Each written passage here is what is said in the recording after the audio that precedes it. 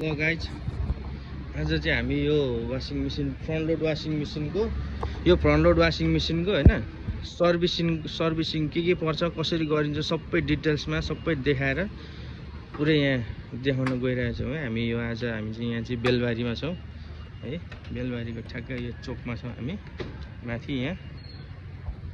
तपाईँलाई हामी देखाउँछौँ सब स्टेप खोलेर। सबभन्दा पहिला यो माथिको कभर खोलेको चाहिँ मैले देखाउनु पाइनँ। अगाडि यो हामीले पिसिबी बोर्डलाई निकालेको छौँ भर्खर यहाँ यी देख्न सक्नुहुन्छ। अब स्टेप हामी सबै थोक निकाल्ने कुराहरू देखाउँदै जान्छौँ है। अनि कसरी सर्भिसिङ गरिन्छ के हुँदो रहेछ कस्तो हुँदो रहेछ म देखाउँछु। यहाँभित्रको यो फ्लोर यो त अब यस्तो छ है। यहीँनिर पनि अब यो त्यस पछाडि यहाँ हाम्रो यो पानी झर्ने यो सरफ हाल्ने ठाउँ यो खोल्छौँ। यहाँनिर स्प्रिङ हुन्छ।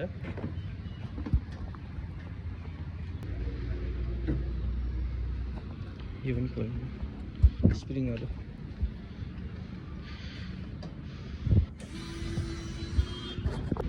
र यसकै खिया परेर यो गइसकेको छ खोल्दै फेरि। यसलाई कुनै दिन बाटो हिँडेको बेला ल्याएर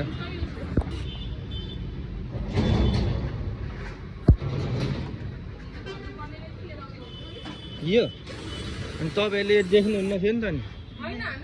ए थाहा थियो त्यसो भए त भनेकै भए चाहिँ हुन्थ्यो। पछाडि यहाँभित्रको छ हाम्रो कामहरू भनेको के छ कसो छ भनेर हामी सबै हेर्छौँ है।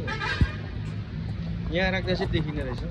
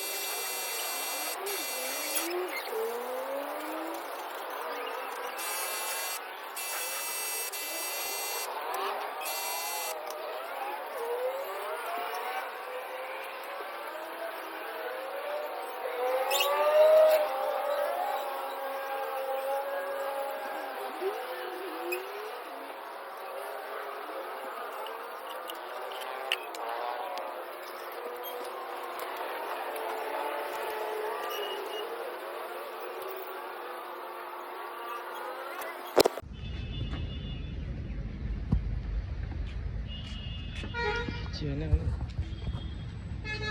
यस्तो निस्किन्छ है।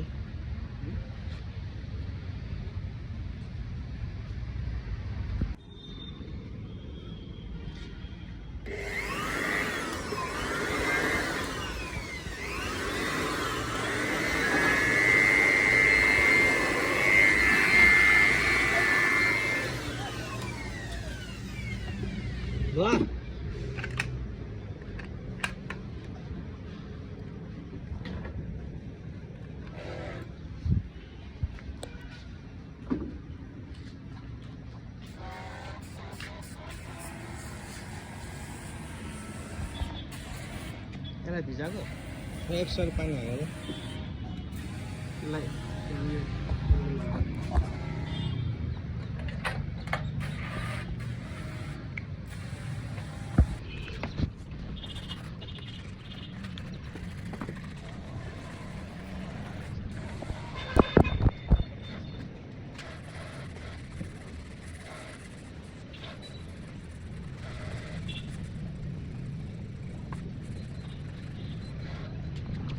ल गाइज मस्काएर चम्काएर राखिसकेको छ। यहाँ हेर्नु कस्तो देख्न सक्नुहुन्छ। अघि कस्तो थियो अहिले कस्तो छ। ल हेर्नुहोस् यो ड्रमलाई पनि हेर्नुहोस् कति मजाले चम्किसकेको छ। ल हेर्नुहोस् नि यसरी टिलिक्कै वरिपरिबाट यसलाई हामीले नयाँ बनाइसकेका छौँ। अब हामी यसलाई अरू कुराहरू पनि यता यिनीहरूलाई पनि मस्काएर चम्काएर रेडी पारिसकेको छ। यसलाई पनि हामीले ओभरअल केमिकलले पुसेर टिलिक्क टल्काइसकेको छौँ र यसलाई पनि मोटामोटी कुराहरू सबै हामीले सफा गरिसकेको छौँ, अगाडि पछाडि दायाँ बायाँ सबैतिर। अब हाम्रो काम भनेको फिटिङ गर्ने काम है। त्यो तिम्रै हो। ल हेर्नुहोस् अब फिटिङ गर्ने सर्भिसिङमा पर्ने यी नै यावत कुराहरू हेर्नुहोस्। यति धेरै कुरा छन्। त्यसैले तपाईँहरूको पनि कुनै पनि किसिमको top load front load AC washing मेसिनहरू सर्भिस गर्नुपर्दा भन्न सक्नुहुन्छ। गाइज हामी यसलाई मस्काएर चम्काएर रेडी बनाएर सर्भिस गरिसकेर अब फिटिङ गर्ने क्रममा छौँ। हेर्नुहोस् यसलाई पनि मजाले गरेको छ।